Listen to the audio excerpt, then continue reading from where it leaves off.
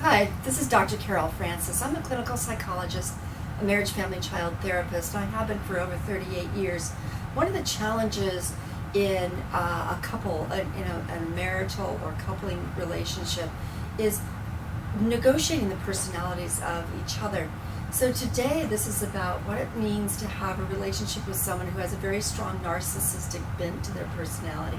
And this is in a series that you're more than welcome to look at all the different aspects of.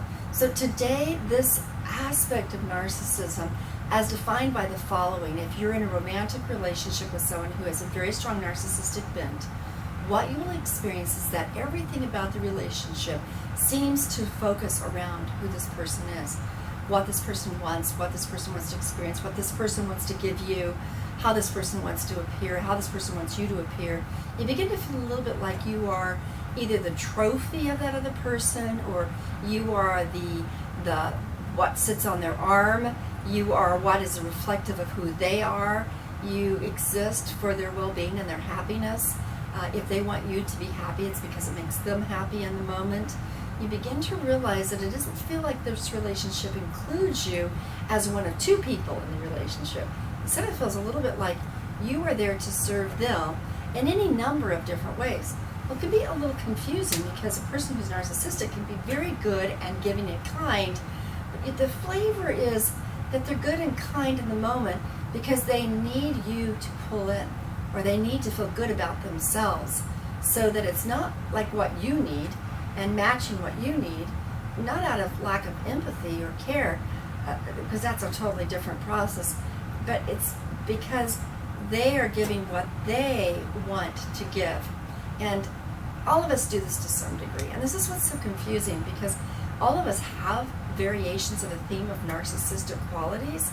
But when you're with someone who has a full-blown narcissistic personality, it feels like your existence, your presence, is more about how it benefits them.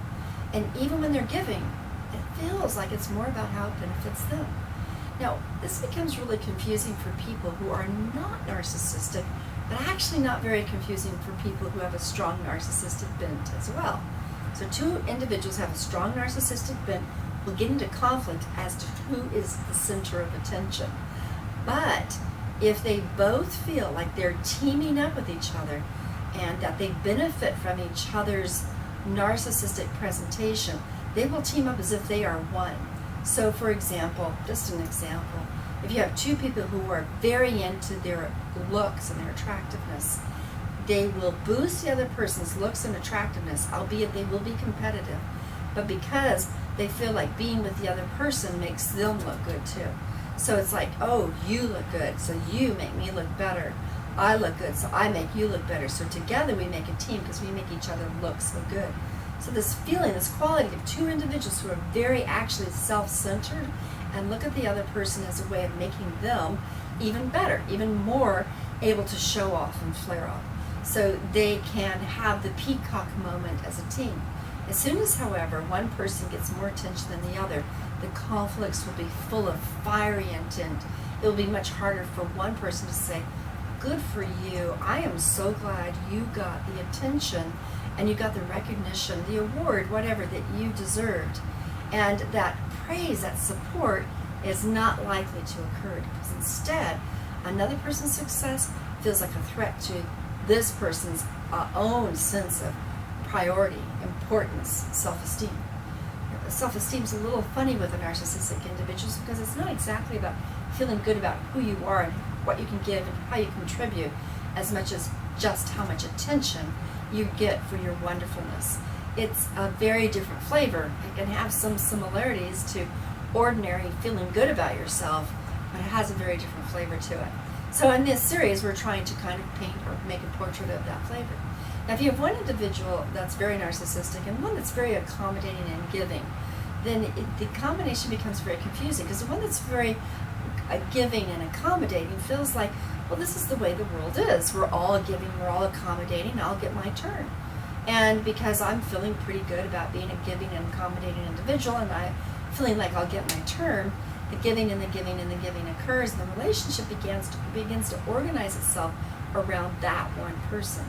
so that the accommodating and giving person is so glad that one person gets the accolades and feels good about being part of the support team.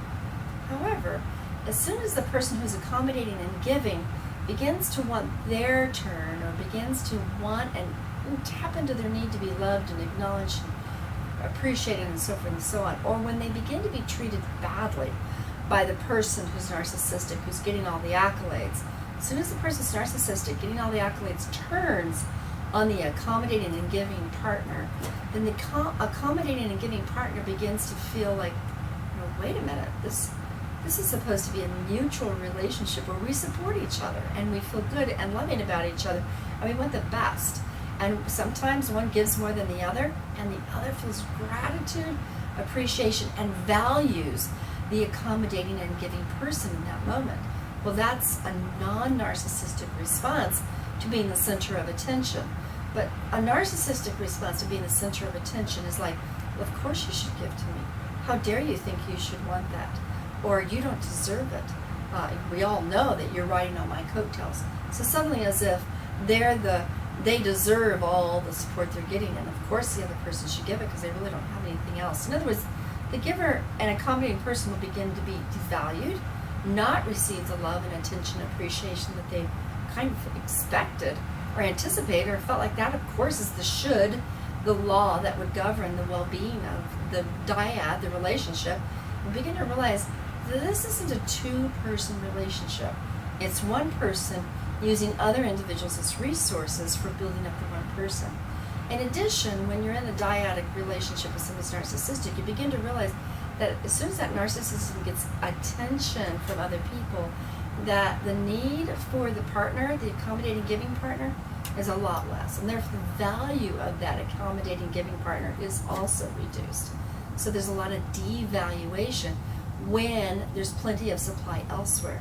And when there's plenty of supply elsewhere, which is usually on a superficial level because it's not like the tight one-on-one dyadic kind of combination, it doesn't matter to the narcissist because they're not about having quality, intimate connection. They're just about getting the attention, the opportunities, the rights, the power, the money, whatever it is. So that it's not about the quality of the relationship, it's just that they're getting what they need, and they're getting more out there because there's more people than they are from you. So you're disposable. Not only are you disposable, but you're devalued because you're only one person. Not only that, but you're also looked upon as if, why are you so needy? Why are you so jealous? Why are you so, as if giving is an act of neediness, or as if accommodating is an act of insecurity. So the person who's in a relationship with a narcissistic person, the accommodating, giving, helpful, supportive partner who gets tied into this, begins to feel a loss of identity. Maybe they aren't very worthwhile. They certainly aren't appreciated. They begin to lose themselves, and they begin to feel like they don't have a right to want to have the attentions or the connections. They begin to feel like they don't have a right to be jealous. They begin to question their own right to be a valued human being.